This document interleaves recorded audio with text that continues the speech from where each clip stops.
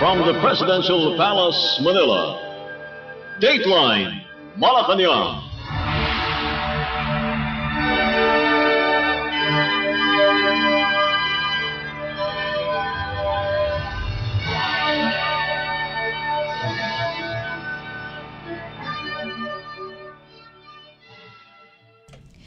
Good day, this is Dateline Malacañang, and here are the news.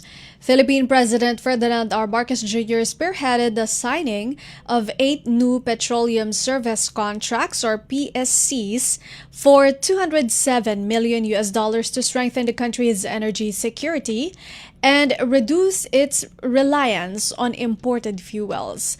The contracts, which span exploration sites in Palawan, Sulu, Cagayan, Cebu, and Central Luzon, are the largest batch of PSCs ever given in the Philippines and include the country's first native hydrogen exploration deals. The president said that the Philippines remained heavily dependent on imported oil, noting that 99.68% of petroleum needs in 2024 were imported, with only 0.32% coming from domestic sources. The new PSCs are projected to spur new investments in oil, gas, and hydrogen exploration, thereby creating local jobs and promoting regional growth.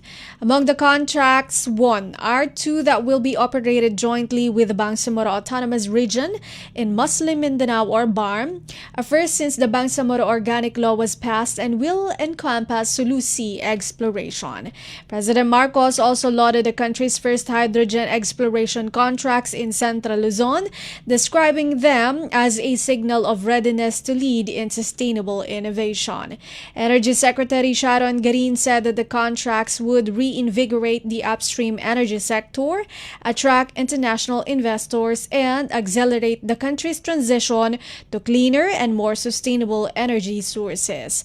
The Department of Energy added that exploratory efforts under the PSCs would involve seismic, geological, and geophysical research over a 7-year period, with contractors funding local development initiatives before commercial production began.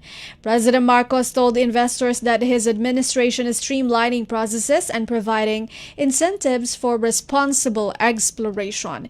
The signing of these contracts, President Marcos said, is a deliberate step towards securing the country's energy future and ensuring the Philippines stands on its own, secure in its energy, strong in its economy, and steady in its commitment to future generations. At pag nagtaas ang presyo ng gasolina o krudo sa pandaigdigang merkado, ang mga ordinaryong Pilipino ang nahihirapan. Sapagkat ang langis ang nagpapagalaw sa ating ekonomiya mula sa mga sasakyang naghahatid ng pagkain hanggang sa mga pabrikang lumilikha ng kabuhayan. These service contracts represent our continued effort to attain greater energy security and therefore economic stability and self-reliance. Through these service contracts that will pave the way for explorations in Palawan, Sulu, Cagayan, Cebu, and Central Luzon, we open new opportunities for our energy sector. This progress would not have been possible without our private partners and investors who are with us today. But with every partnership comes a greater challenge to ensure that progress is achieved with integrity, responsibility, and with respect for our people. Sa pamamagitan ng mga service contract na ito, magkakaroon ng kasiguruhan sa supply at enerhiya sa ating bansa. Sapat na enerhiya para tugunan ang pangangailangan hindi lamang sa ngayon, kundi para na rin para sa kinabukasan ng ating mga anak at ang ating mga susunod na henerasyon. Philippine President Ferdinand R. Marcos Jr. Dateline Malacañang. Philippine President Ferdinand R. Marcos Jr. has signed into law a measure renewing the legislative franchise of state-owned media network International Broadcasting Corporation, or IBC 13, for another 25 years.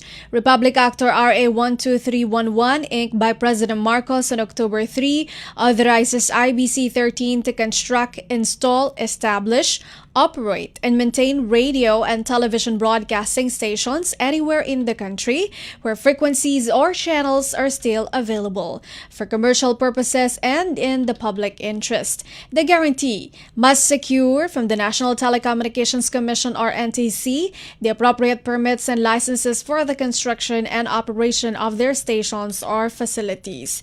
The NTC, on the other hand, must not unreasonably withhold or delay the granting of permits and licenses. RA 12311 gives the NTC the authority to revoke or suspend after due process the permits or licenses of the guarantee violating the provisions of the franchise.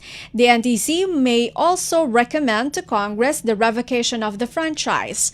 The franchise will be deemed ipso facto or by the fact itself revoked in the event the grantee fails to operate continuously for 2 years. The law mandate IBC 1 or IBC 13 to provide free and adequate public service time which is reasonable and sufficient to enable the government, through the broadcasting stations or facilities, to reach the pertinent populations on important public issues and relay important public announcements and warnings concerning public emergencies and calamities as necessity, urgency, or law may require. Public service time shall be equivalent to a maximum aggregate of 10% of paid commercials or advertisements, which shall be allocated based on the needs of the executive and legislative branches, the judiciary, constitutional commissions, and international humanitarian organizations. Under RA 12311, the Philippine President has the special right to temporarily take over and operate the grantee stations or facilities in times of war, rebellion, public peril, calamity, emergency, disaster, or disturbance of peace and order. The Philippine President can also suspend the operation of any station in the interest of public safety, security, and public welfare. The willful failure to comply will be considered a valid cause for the cancellation of the franchise according to the law. The law also allows IBC 13 to create employment opportunities and accept on-the-job trainees in the franchise operations. The grantee is prohibited from selling, leasing, transferring, granting, or assigning the franchise to any person, firm, company, corporation, or other commercial or legal entity. It is also required to submit an annual report on their compliance with the terms and conditions of the franchise and its operations to Congress through the Senate Committee on Public Service the Senate Committee on Public Services and the House Committee on Legislative Franchises on or before April 30 of every year during the term of its franchise. The grantee is directed to offer to Filipino citizens at least 30% of its outstanding capital stock or higher percentage in any securities exchange in the Philippines within 5 years from the effectivity of the law. The annual report must include an update on the rollout, development, operation, or expansion of their business, audited financial statements, the latest GIS officially submitted to the SEC if applicable, certification of the NTC on the status of its permits and operations, and an update on the dispersal of ownership and undertaking if applicable. The reportorial compliance certificate issued by Congress will be required before any application for a permit or certificate is accepted by the NTC. RA 12311, which was made public, takes effect 15 days after its publication in the Official Gazette or in a newspaper of general circulation. Dateline Malacañang. Philippine President Ferdinand R. Marcos Jr. praised First Lady Liza Araneta Marcos for her grit and intelligence, describing her as smart, effective, and a driving force behind key government initiatives. In the 5th episode of his podcast, President Marcos cited the First Lady's instrumental role in the restoration of the Philippine International Convention Center or PICC in Pasay City. He lauded his wife's efforts to bring the PICC back to its old glory. President Marcos recalled being amazed by the transformation of the PICC, noting that the historic venue now showcases prominent Filipino artworks, including pieces by national artists Jose Hoya and Arturo Luz, many of which had gone unnoticed over the years. He expressed elation over the successful reopening of the PICC just in time for the Philippines' hosting of the Association of Southeast Asian Nations Summit and related summits in 2026. She just doesn't let go of something. Once she gets hold of something and she decides to do it, she actually gets it done. And she's very effective. Yeah. She's a smart girl. I mean, what can I say? I mean, and her legal training served her well. I brought it up during BICC was that I was really amazed Okay. at the progress that they had made from the time that they began until the time that we went there and cut the ribbon and had our little ceremony. The PICC looked like when we first opened it. Okay. It was shiny and bright, and we were featuring once again all of the artwork. It is back to its old glory. That's nice. And so, she deserves A pat on the back. at the very least. The PICC, thank God that we have the PICC. The interview also turned personal as President Marcos shared anecdotes about his family life, cooking on weekends and bonding with his 3 children. Ilocos Norte, 1st District Representative Ferdinand Alexander, Sandro, Joseph, Simon, and William Vincent. President Marcos shared insights into his role as a father to his 3 sons and how he relates to them individually. He noted that while each son has a distinct personality, they have developed a close and unique bond over the years. Because I've always treated them as whole persons. Yeah. I never sort of said, this is a child you may do. For example, I never did baby talk. I thought that's the most silly thing to do. Okay. And I just dealt with them as people. Yeah. And it's developed over the years. And they are correct. They're very distinct in their personalities. But over the years, we've developed a way of relating. Yeah. And each one is very different. Yeah. But they all crack me out. They all make me laugh a lot. Philippine President Ferdinand R. Marcos Jr. Dateline Malacañang. Malacañang on Wednesday said the government is actively monitoring the potential economic impact of its anti-corruption effort, but no immediate interruptions have been recorded. Presidential Communications Office, PCO Undersecretary and Palace Press Officer, Undersecretary Attorney Claire Castro made a statement in a briefing. Sa ngayon ay wala pa pong naiuulat sa atin at malamang by tomorrow siguro or next week, aalamin po natin sa economic team kung ano po ang maaaring naging epekto nito. Philippine President Ferdinand R. Marcos Jr. established the Independent Commission for Infrastructure or ICI to investigate potential multi-billion peso violations in flood control projects and recommend prosecution against involved government officials and private contractors. Meanwhile, the palace ascribed the recent 1.7% inflation figure in September to rising vegetable costs caused by successive typhoons, but stated that the increase is manageable. Yes, opo, natawagan po natin si Secretary Balisacan at ang naging cost daw po nito ay ang pag-increase ng presyo ng gulay dahil sa tuloy-tuloy at sunod-sunod na bagyo po na siyang nagland dito sa ating bansa at naka-apekto po ito. Pero according to Secretary Go and Secretary Balisacan, ito pong 1.7% ay hindi po ito nakakapagpagabag sa gobyerno dahil ang pinaka-projected bond ay 2 to 4% this year. At malayo pa po ito. At nakikita po nila na slow po ang pagtaas po ng inflation rate. According to data from the Philippine Statistics Authority or PSA, inflation as assessed by the Consumer Price Index increased to 1.7% in September from 1.5% in August, the highest reading since March when it was 1.8%.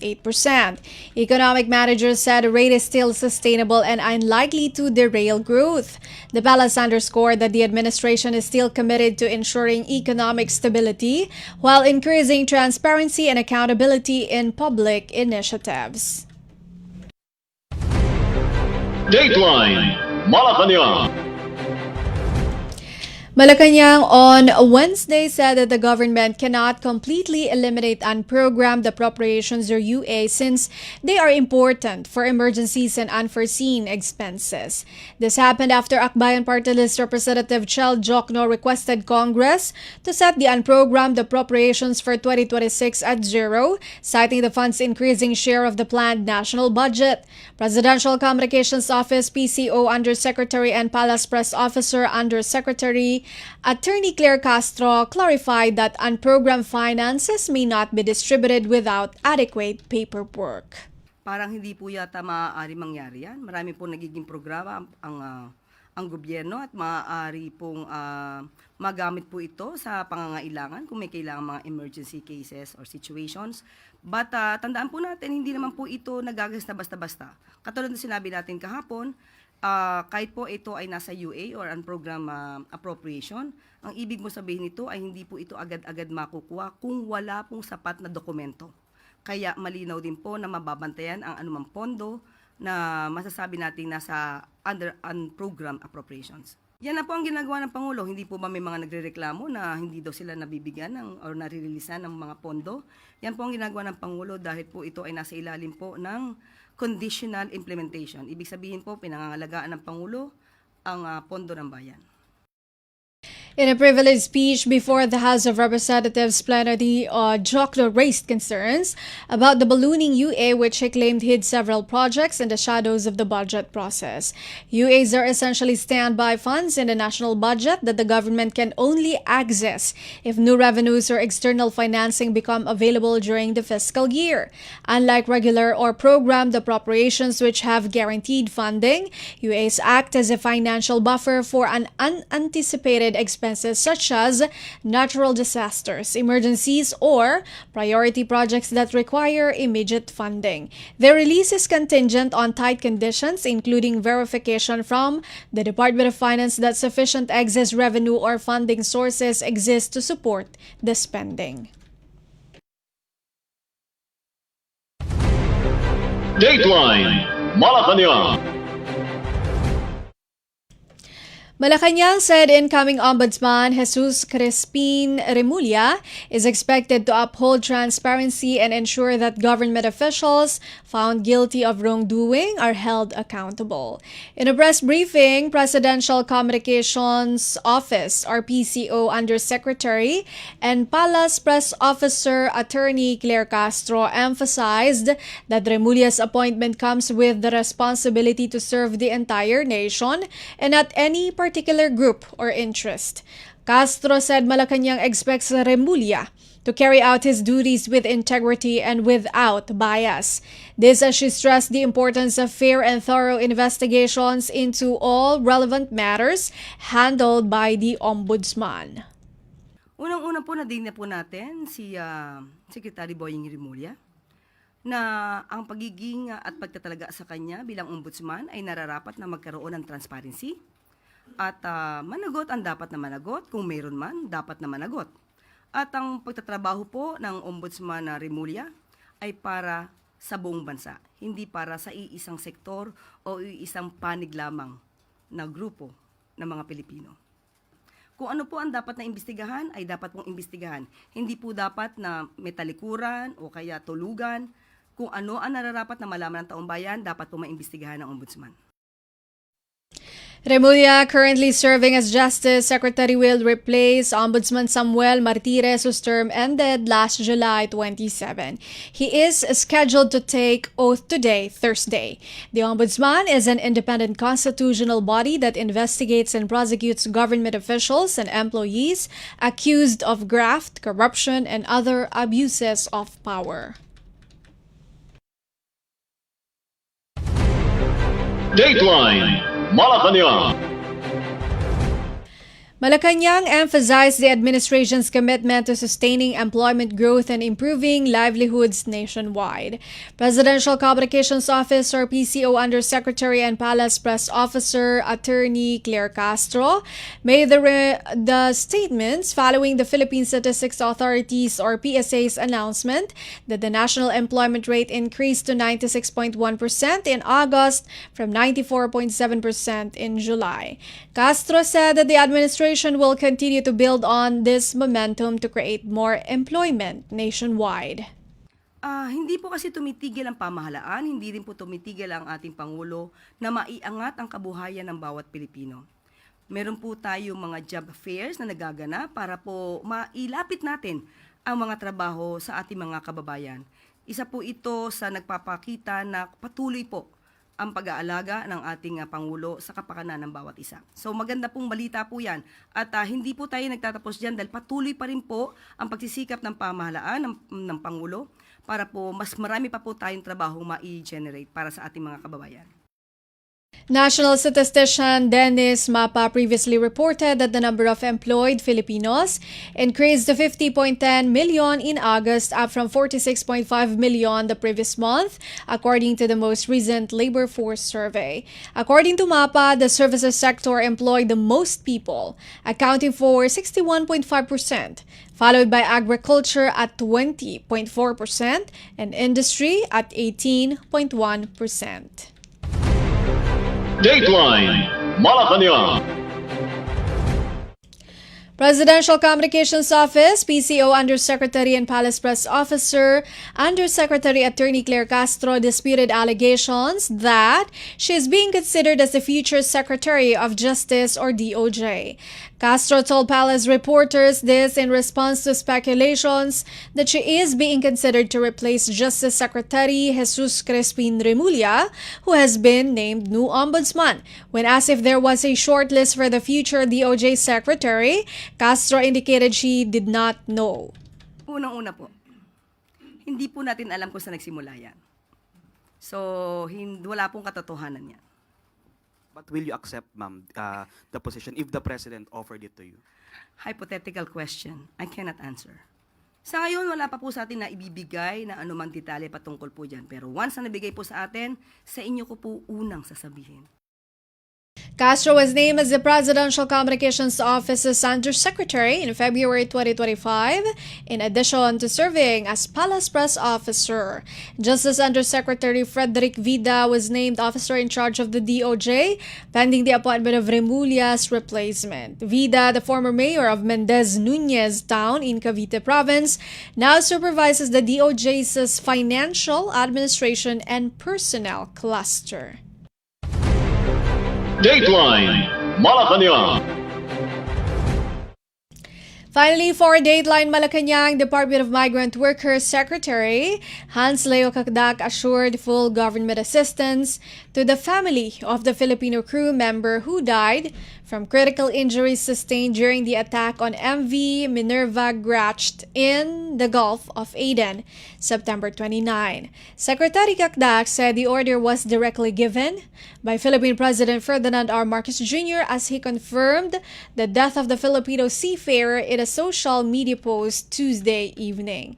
Following the President's instructions, Secretary Cacdac is ensuring the delivery of all benefits and entitlements due to the seafarer under his employment contract, including health, financial, livelihood, and psychosocial support for his family.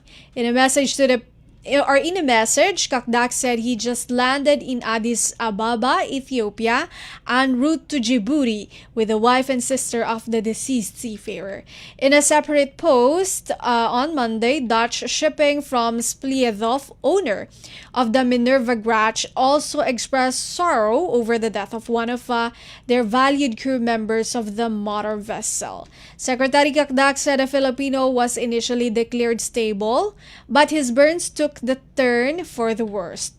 The firm said the other Filipino crew members injured during the Houthi attack remained under medical care at a hospital in Djibouti, adding that his condition is stable and he expected to return to the country later this week. MV Minerva Gracht had 19 crew members on board when it was hit by an unidentified explosive while navigating the Gulf of Aden. Of the 19 crew members, 12 were Filipinos. On October 4, 10 crew members of the Dutch cargo ship safely arrived at the Ninoy Aquino International Airport Terminal 3 in Pasay City. The repatriated crew received financial assistance from the DMW, the Overseas Workers Welfare Administration, Education and the Department of Social Welfare and Development. They also received training vouchers from the Technical Education and Skills Development Authority and accommodation support from their licensed Manning agency. Dateline Malacañang. And that is all for today's Dateline Malacañang for Radyo Pilipinas World Service. This has been Bea Gaza-de Guzman. From the Presidential Palace, Manila, Dateline Malacañang.